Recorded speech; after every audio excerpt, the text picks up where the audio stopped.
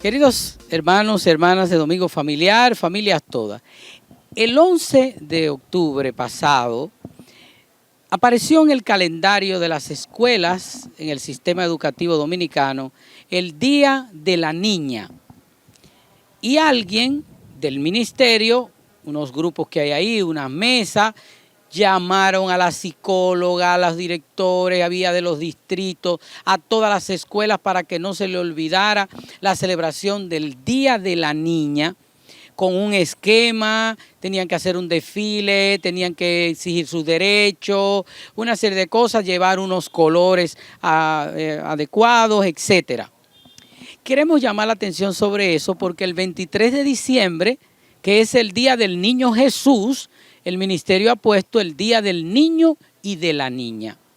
Entonces, ¿cuál es la razón de también sacar un día para la niña cuando nosotros queremos hablar de igualdad para que estas niñas desde chiquitas vayan subiendo creyendo que solo por ser mujer tienen que darle un privilegio? Ya en el país las leyes, gracias al lobismo de las feministas y todo eso, han logrado muchas leyes que son discriminatorias. Han creado instituciones que solo se ocupan de una parte de la población, como el Ministerio de la Mujer, y no hay un Ministerio del Hombre. Tampoco hay un día del niño solo del niño, como lo vimos. Y como eso hay una serie de políticas que se van metiendo y permeando todo nuestro sistema, queriendo cambiar las cosas. ¿Qué es lo que decimos? La niña y el niño, personas iguales. Eso es lo que hay que enseñar. Personas iguales. ¿Iguales de qué manera? ¿En el físico? No. Iguales en derecho. Iguales ante la ley. Y eso es lo que dice la Constitución.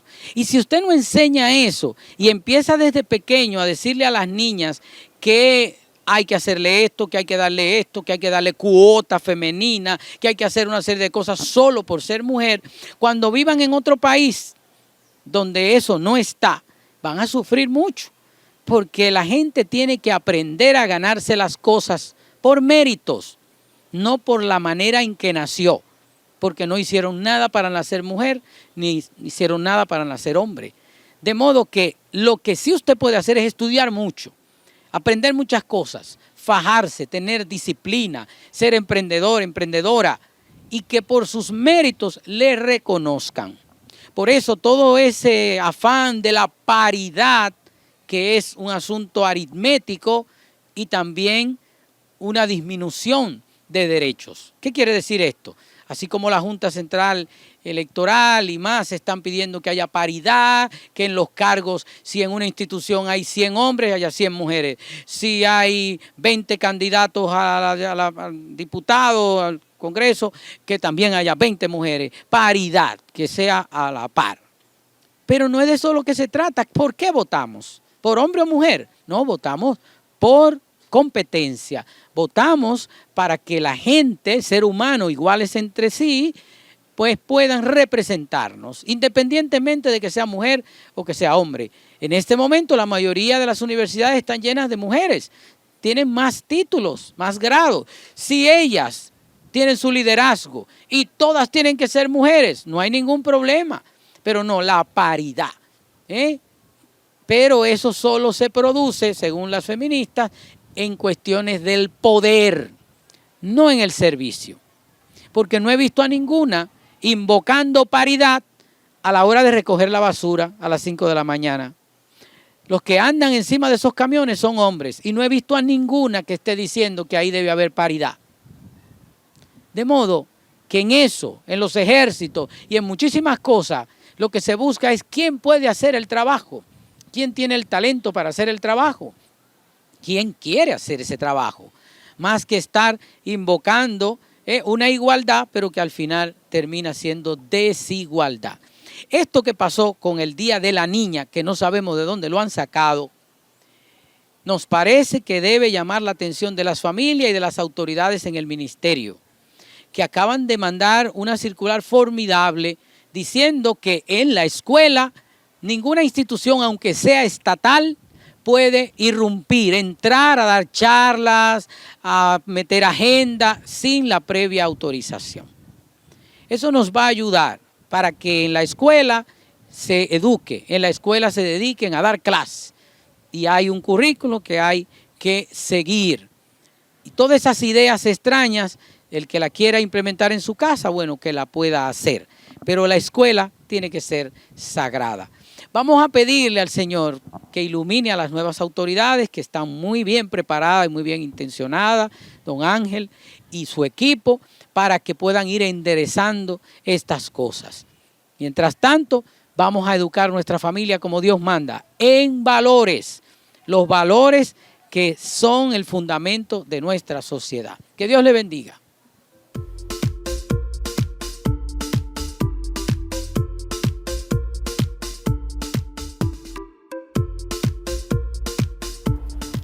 Señores, qué placer poder continuar con la historia de nuestro programa de este día.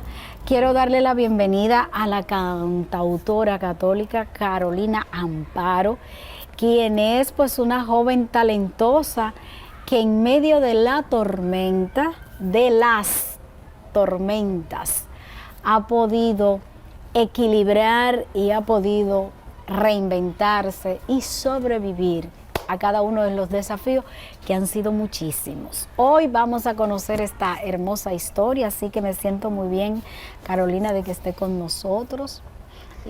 Yo un placer estar aquí, compartir mi testimonio de vida con cada uno de ustedes y con todo el que en este momento está viendo el programa. Para mí un placer. Yo sé que sí, y creo que este testimonio yo espero que pueda conectar con la sensibilidad y sobre todo con la potencialidad que tiene la gente en medio de sus dificultades. Amén. Si comienzo diciendo que Carolina, bien puesta, bien entonada, porque también va a cantar, es cantautora, licenciada en Ingeniería de Sistema. Ingeniera en Sistema. Y sobre todo analista a nivel de sistema en instituciones bancarias. Yo creo que tiene un gran testimonio que mueve a que sí podemos realmente cuando queremos lograr las cosas. Entre tantas cosas difíciles, Carolina, que te ha tocado vivir, solamente se me ocurre de entrada preguntar, ¿qué te ha dejado todo esto? ¿Qué me ha dejado todo lo que he vivido? Todo lo que has vivido. Y dirá la gente, pero díganme qué es lo que he vivido, pero vamos para allá ahora, tranquilo. Bueno, todo esto que he vivido me ha enseñado a ser más humana, me ha enseñado a entender que sin Dios nada podemos. Dios ha sido mi fortaleza, mi baluarte, mi escudo protector en todo mi proceso, desde pequeña, desde antes de nacer, porque mi testimonio va antes de nacer, hasta ahora. Y realmente eso es lo principal que he aprendido. O sea, sin Dios nada podemos hacer. Así es. ¿Qué pasó en ese proceso de embarazo? Bueno, cuando antes de mi madre quedar embarazada de mí, ella tuvo un embarazo llamado embarazo tópico. Entonces, ella se vio muy grave, casi al punto de morir. Quedó muy anémica, tuvo muchas situaciones, hasta con taquicardia y otras complicaciones. Entonces, el doctor le había recomendado que no podía tener hijos durante 4 años, porque ella tenía que sanar y que si ella quedaba embarazada o podía perder a la criatura o podría morir ella. Entonces, al mes quedó embarazada de mí. Dios tenía otro plan. Otro plan. Entonces mi madre siempre soñó con tener una niña. Ella tuvo 5, ¿verdad? 4 varones y yo fui la única hembra. Entonces, cuando ella quedó embarazada de mí, ella sabía el riesgo que esto, ¿verdad?, lo que llevaría a esto. Entonces ella lo que hizo fue que oró y pidió la intercesión a San Ramón, diciéndole, si tú intercedes por este bebé que yo tengo aquí, yo le voy a poner tu nombre. Realmente mi apodo es Carolina, pero mi nombre es Ramona Amparo. Ay, Ramona, pero Ramona, tú tocaya. Pues mira, de aquí en adelante, 0 Carolina.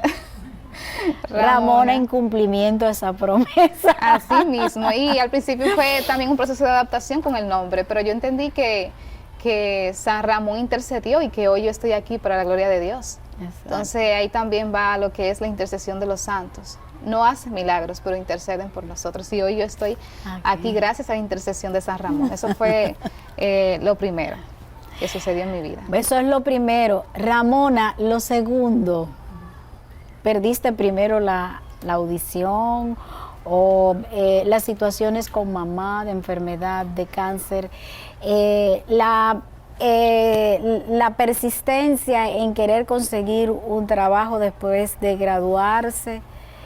Uno siempre dice, me la voy a comer para allá afuera, y uno cree que lo están esperando, el trabajo está ahí ya esperando. ¿Y qué se para, Ramona? Jamás te voy a decir, Carolina. Ay, Dios mío, es complicado. Exacto. ¿Cómo hiciste para poder adaptarte y sobre todo poder salir airosa de todos estos desafíos? Desde la sordera, desde el cáncer de la mamá, desde la pérdida de un noviazgo que te cristaliza por 7 años y sobre todo poder conectar con ese entusiasmo, esa necesidad del talento del canto, ponerlo al servicio de Dios para evangelizar a otros, para llevar tu música, tu canto, teniendo esta dificultad auditiva. Bueno, es un poquito larga la historia, pero voy a tratar de resumir ese proceso. Bueno, ya luego con mi nacimiento, desde pequeña pasé por un proceso muy grande de bullying. Sí, por mi condición, yo nací con problemas de estrabismo. Yo fui operada a los 8 años y fue para mí muy difícil. Debido a ese bullying, me fui encerrando en mí misma, era muy tímida, vergonzosa, tenía mucho miedo, siempre he sido muy miedosa para las cosas. Luego ya en mi adolescencia me encerré mucho en los estudios, fui muy aplicada siempre en mis estudios. Luego a los 15 años, por una invitación en mi parroquia Santa Cruz en Villamella, recibo una invitación a un grupo de oración llamado Caminante. Ahí comienza todo mi proceso a nivel espiritual y es lo que me ayudaría, ¿verdad?, en todas las cosas que iba a tener que pasar luego. Entonces entro a este grupo de oración Caminante, conozco a Jesús en este grupo, en la Renovación Carismática Católica, y luego ya cuando estoy en ese proceso, ¿verdad?, de conversión, aparece lo que es el cáncer de mi mamá, que para mí fue algo muy difícil. Pensé que no podía, pero el Señor me dio la fortaleza, me confirmó que mi madre iba a ser sana, para su gloria mi madre hoy está viva. Gracias al Señor pude superar ese proceso de cáncer de mi mamá. En cuanto a la universidad, ya terminando la universidad me di cuenta que tenía el problema de pérdida de audición. Para mí también fue otro proceso porque tuve que aceptarlo.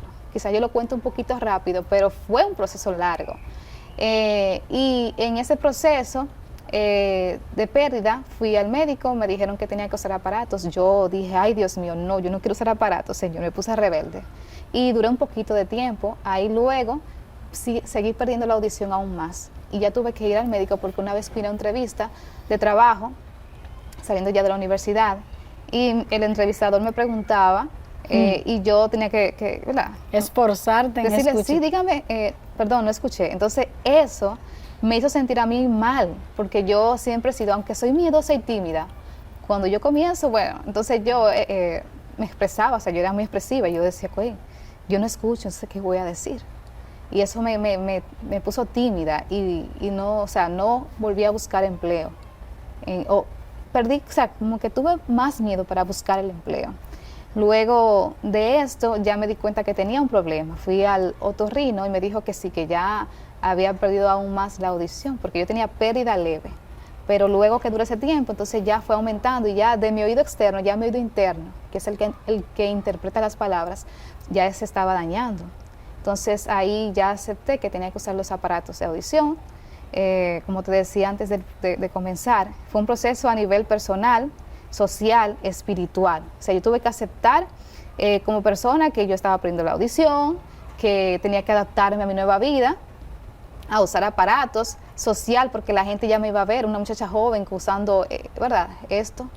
A nivel espiritual, porque yo tengo un ministerio de música, a mí me encanta cantar y cantar para el Señor. Entonces yo decía, ¿cómo yo voy a escuchar mis canciones ¿cómo? Porque si no oigo. Pero el Señor me hizo entender que todo eso era para dar testimonio de que con Él todo lo podemos y que no soy yo, sino que es Él quien canta en mí. Es un poquito complicado a veces tú tener que afinar una guitarra sin tener un oído, ¿verdad? Muy agudo, pero el Señor se ha manifestado grandemente en mi vida durante ese proceso de pérdida de audición. Y en cuanto a lo del trabajo, ya cuando fui asimilando mi situación, yo dije, bueno, ya tienes que adaptarte. Tú no puedes ir por ahí dando pena, tú eres una hija de Dios, tú no, ya acepta que tú tienes... que tú misma te aconsejaste. Claro, eso sí yo tengo, que yo misma me evalúo y yo misma me hablo, mira, ya tú tienes ese problema, tú no vas a andar por ahí dando lástima y grito. Usted acepta su situación, usted se levanta en el nombre de Jesús y le muestra a las personas que con Dios todo lo podemos. Dije, bueno, si tú no escuchas en las entrevistas de trabajo, pues entonces ya, tú tienes tus aparaticos. No tienes que decir que tienes el problema, porque eso va a causar que los demás, ¿verdad?, digan, ay, qué pobrecita. No, a nadie. Vaya usted como normal, usted es una persona normal. Fui a mi entrevista de trabajo, nadie se dio nunca cuenta que yo tenía el problema. Yo fui a mi entrevista y la tomé. Al principio ese empleo por la pandemia, porque cuando iba a cerrar el contrato, comenzó ahí la cuarentena, ese mismo miércoles en el mes de marzo. Y luego de ahí, bueno, me detuve. En el 2021 entré a trabajar a un laboratorio de hacer medicamentos, nada con lo que yo estudié, pero fue una oportunidad de crecimiento. Ahí se vi en mi trabajo. En ese empleo, bueno, nadie tampoco se enteró al principio que tenía el problema de audición. Y ya luego de ahí, a través de mi novio, conocí personas de mi área, ingeniería en sistema, hice un curso de calidad del software y a través de ese curso pude tener 2 entrevistas, pude pasar las entrevistas, gracias al Señor, y hoy estoy trabajando como analista de calidad del software para una empresa privada, que para mí fue algo maravilloso. Yo decía, ¿cómo yo iba a trabajar en mi área si yo tengo 6 años sin ejercer? O sea, la tecnología cada día va avanzando y yo me sentía un poco tímida con eso, pero el Señor me hizo entender que podemos comenzar de nuevo, que nunca es tarde para uno comenzar. Y hoy estoy ahí con mi empleo. Y echando para adelante. Echando para adelante. En cuanto a... tuve un noviazgo hace 7 años atrás. Para mí fue un poquito duro, pero luego acepté que el Señor tenía algo mucho mejor para mí y el Señor me lo dijo. O sea, Él me dijo, mientras hablaba con una hermana de comunidad, ella me contaba el testimonio de sus padres. Ah, mira, mis padres, ellos se casaron, luego se separaron por 7 años y luego se juntaron y me tuvieron a mí. Entonces, en ese momento que ella me explicó eso, el Señor me dijo, 7 años tienen que durar. Y yo dentro de mí, ¿cómo así 7 años, Señor? Porque el Señor, y yo tengo una comunicación así con el Señor a nivel personal y Él siempre habla a mi corazón, 7 años tienes que durar. Y cumpliéndose los 7 años, conocí el que ahora es mi novio, que estamos ya, Dios mediante, preparándonos para un futuro matrimonio. Qué bueno. Para el sacramento. Entonces, el Señor se ha manifestado grandemente. Amén. ¿Qué podemos decirle a tantas personas en 3 dimensiones? Están los que no tienen ningún tipo de condición, pero no se activan, no despiertan del letargo ni salen de esa zona de confort en busca de su proyecto de vida. Esa es una, ¿verdad? Los que están en la postura de tener una condición o una situación desafiante que vencer, pero no hay fuerzas ni fortaleza para levantarse de ahí y salir adelante. Y está el que en medio de todo el desafío no conecta con la realidad. ¿Qué podemos decirle a los jóvenes que están en casa? Bueno, tanta gente en contacto con nosotros, para que se levanten y vayan en busca de ese sueño que tienen ahí, esas oportunidades. Bueno, aquellos que están en casa rezagados, decirle que el tiempo pasa y un día se van a ver en una situación que van a decir, ¿pero qué hice? Entonces, a ti joven o a ti que estás en tu casa sentado esperando que las cosas sucedan o estás rezagado, quizás perezoso, te invito a que tú te sientes y te pongas a pensar ¿Quién eres tú? ¿De dónde vienes y hacia dónde vas? Eso me ayudó mucho, esas 3 preguntas. Son filosóficas, pero te ayudan muchísimo. ¿Quién soy yo? ¿De dónde vengo, hacia dónde voy? ¿Cuál es mi propósito en la vida? Entonces, ahí en ese análisis, tú vas viendo realmente qué es lo que tú quieres lograr. Porque muchos jóvenes están sentados porque ni siquiera saben, no tienen identidad, no saben qué hacer con su vida, qué estudio, como me pasó a mí. Yo estudié al principio ingeniería civil, duré 1 año y pico estudiando y luego dije, no, pero eso no es lo tuyo. Entonces hay muchos que ni siquiera saben cuáles son sus dones, carismas, para qué nacieron. Entonces sería bueno que se sentaran a analizar qué es lo que quieren hacer con su vida y sobre todo no hacerse la pregunta solamente a sí mismo, sino hablar con Dios. Señor, ¿cuál es el propósito que tú tienes para conmigo? Muéstramelo, porque uno nunca termina de conocerse. Y Dios, quien nos creó, es el que sabe quiénes somos nosotros, sabe nuestra identidad y sabe hacia dónde guiarnos. Mira, mi hijo, yo te creé para esto. Entonces, eso le diría a los jóvenes que están en casa, a aquellos que están pasando por situaciones difíciles, decirle que en el Señor podemos encontrar la fortaleza. Yo pensé muchas veces que no iba a poder salir, porque uno en medio de la tormenta, uno piensa que se va a ahogar, dice que me va a ahogar, pero todo pasa y si Dios está ahí, Dios te levanta. Yo vi muchas cosas, o sea, muchas personas que me ayudaron. El Señor me ayudó a través de muchas personas, ya sea con lo económico, aconsejándome, orando por mí. El Señor se manifestó de todas las formas posibles. Cada vez que yo pensaba que no iba a poder, entraba ahí en las redes sociales y veía esa palabra que venía de Dios. Ánimo, yo estoy contigo. O sea, el Señor por todos los lados me hablaba al corazón a través de su palabra, a través de los hermanos. Dios está constantemente hablándonos.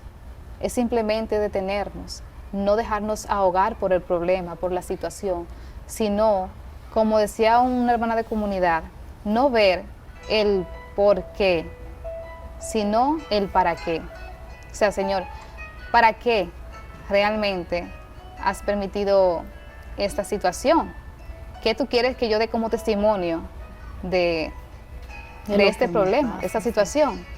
Entonces, nada, aquí estamos. Yo soy un vivo testimonio de que el Señor es grande, es misericordioso, es maravilloso. Y eso simplemente le diría.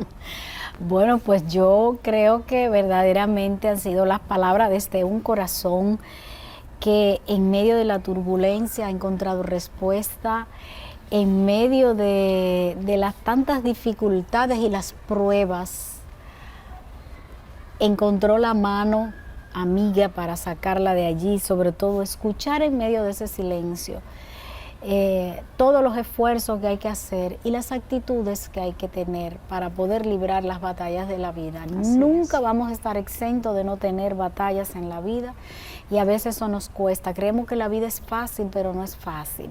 Y para lograr las cosas hay que emplearse a fondo y sobre todo abandonarse en las manos de Dios para poder descubrir ese gran proyecto por el cual Él nos ha creado y ver esos talentos que tenemos para ponerlo a la disposición de ese gran plan que Él tiene de salvación para todos, que es lo más importante.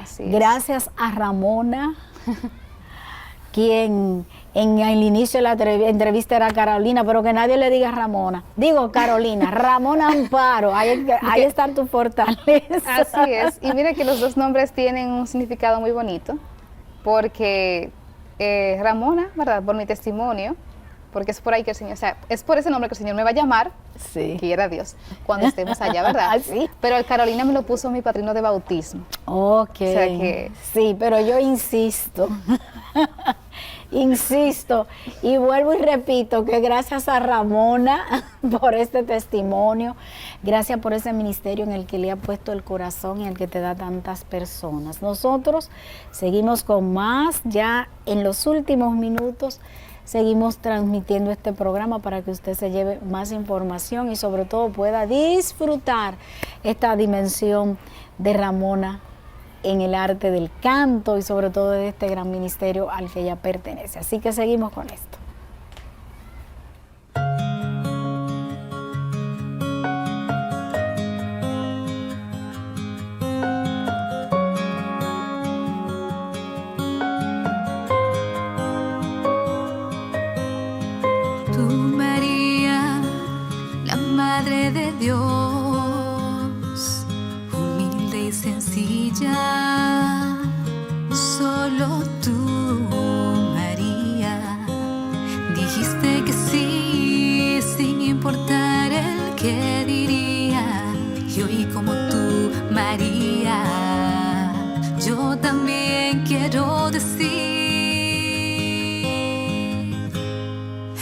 Aquí está la esclava de mi Señor, hágase en mí según tu palabra, según tu palabra.